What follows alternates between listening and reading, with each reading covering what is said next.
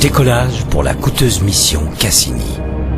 Nous sommes en 1997 et un vaisseau spatial de plus de 5 tonnes se dirige vers Saturne. Cassini atteindra cette lointaine géante en 2004. Cette mission coûte $1 milliard.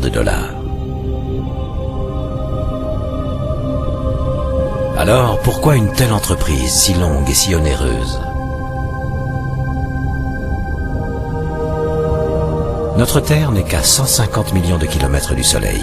Il faut dépasser Mars, la dernière des planètes rocheuses, puis traverser l'immense fossé qui nous sépare de Jupiter.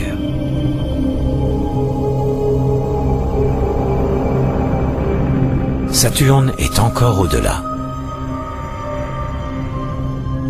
Cette magnifique planète est à peu près 10 fois plus éloignée du Soleil que nous ne le sommes. Elle met presque 30 ans pour parcourir son orbite autour du Soleil et sa rotation quotidienne dure 10 heures et quart. Saturne est la deuxième plus grosse planète de notre système solaire après Jupiter. Elle est si peu dense que si on la plongeait dans un océan assez vaste, elle flotterait.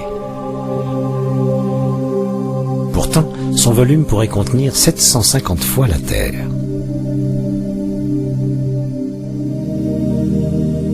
Tout comme Jupiter, Saturne est gazeuse, composée de 94% d'hydrogène et de presque 6% d'hélium. Elle présente également des bandes climatiques qui sont difficiles à voir à cause du brouillard qui entoure la planète. Elles peuvent être détectées en changeant le filtre de la caméra. On y découvre des orages et des cyclones. Les vents sont plus puissants que ceux de Jupiter.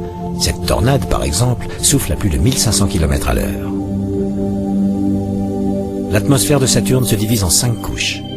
La plus élevée d'entre elles est composée de brouillard. En dessous, des cristaux de glace ammoniaquée, puis de l'hydrosulfide d'ammonium, ensuite de la glace d'eau et enfin des gouttes d'eau. Plus profondément encore, on trouve de l'hydrogène et de l'hélium, puis de l'hydrogène liquide, de l'hydrogène métallique et un noyau rocheux. Comme sur Jupiter, c'est l'hydrogène métallique qui produit le champ magnétique de Saturne. Ce dernier dévie le vent solaire, à l'exception des pôles où les particules électrisées s'engouffrent comme dans une cheminée. Elles sont à l'origine des aurores polaires. Regardez bien le pôle Nord.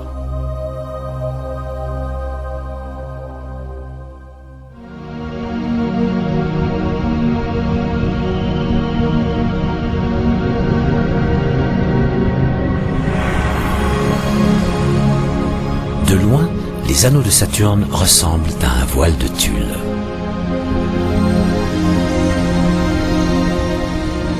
Vu de près, il y a des milliards de petits satellites, allant du simple grain de poussière à des rochers glacés de la taille d'un camion.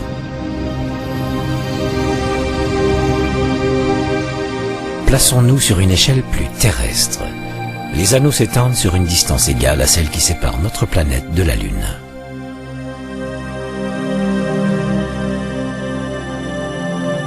Pourtant, ils ne font pas plus d'1 kilomètre d'épaisseur. De la Terre, notre vision des anneaux change en fonction de l'orbite solaire de Saturne. Quand son axe de rotation fait un angle de 26 degrés, vu de profil, les anneaux semblent disparaître.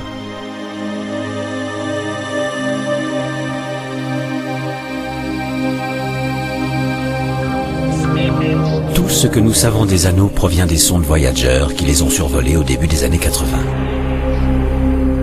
Elles nous ont montré 7 bandes principales, chacune composée de centaines d'anneaux plus petits. Et elles ont enregistré de mystérieux rayons, probablement de la poussière, s'élevant au-dessus des anneaux sous l'effet des forces électrostatiques. En prenant pour point de repère une étoile à l'arrière-plan, Voyager répertorie les anneaux ainsi que leur division.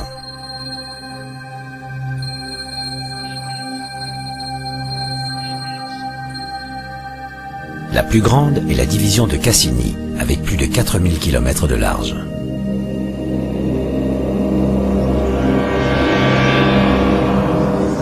Certains anneaux sont maintenus en orbite par de petits satellites bergers qui leur servent de gardiens.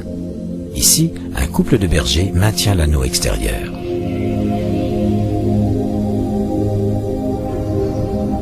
Ce satellite, nommé Pan, gravite à l'intérieur même de la division d'Encke.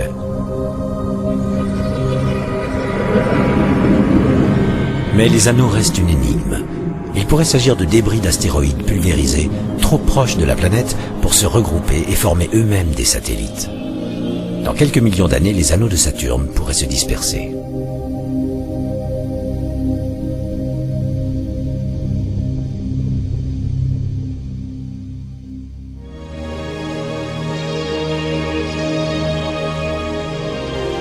Voyager nous montre en accéléré les mouvements de Saturne et de ses satellites.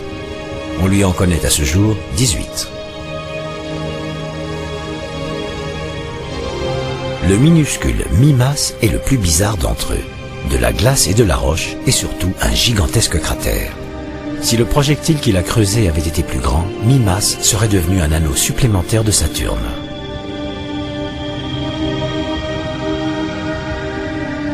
Voici Encelade, presque 2 fois la taille de Mimas avec 500 km de large.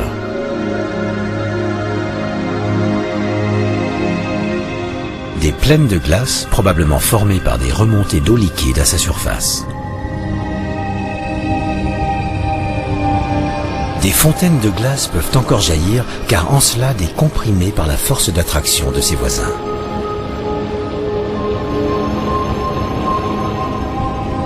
La destination suivante de Voyager, Tethys, plus de 1000 km de diamètre et un grand canyon que l'on aperçoit juste en dessous. Dionée lui ressemble, mais l'un de ses hémisphères est plus brillant que l'autre, une surface glacée, grêlée de cratères et de crevasses.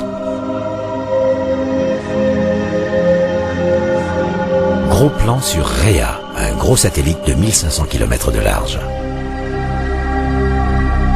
Japet a lui un hémisphère noir comme le charbon, l'autre blanc comme la neige. Le minuscule Hyperion a une forme très tourmentée. Et ce petit rocher échange périodiquement son orbite avec un satellite jumeau.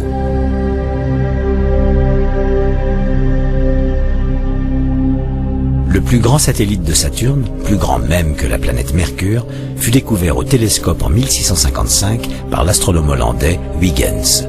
Nommé Titan, il ressemble un peu à notre Terre primitive mise au congélateur. Titan reste voilé dans la brume, mais Voyager réussit à détecter la présence de molécules organiques, des composés à base de carbone, tout comme ceux qui ont été à l'origine de la vie sur Terre.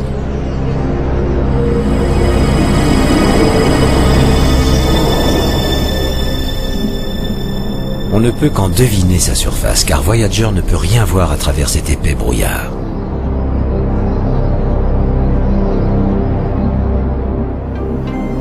Voici Cassini. À son arrivée sur Titan en 2004, Cassini déploiera un module d'atterrissage justement nommé Huygens. La descente durera environ 2h30.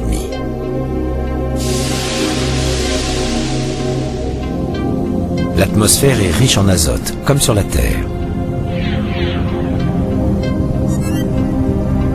Les données seront envoyées au vaisseau mère qui les retransmettra à la Terre. Une fois l'atterrissage réussi, Huygens n'aura plus que 30 minutes à vivre. La température est de moins 190 degrés et il n'y a pas de soleil pour alimenter en énergie ces panneaux solaires. La neige qui tombe est composée de méthane et d'éthane. Huygens a été préparé pour effectuer également des amérissages, car il y a peut-être des océans d'hydrocarbures sur Titan. Là encore, Huygens n'aura qu'une demi-heure pour envoyer des signaux à la Terre et répondre à la question cruciale. Titan est-il un laboratoire du vivant? C'est une raison suffisante pour investir $1 milliard et rendre visite au Seigneur des Anneaux.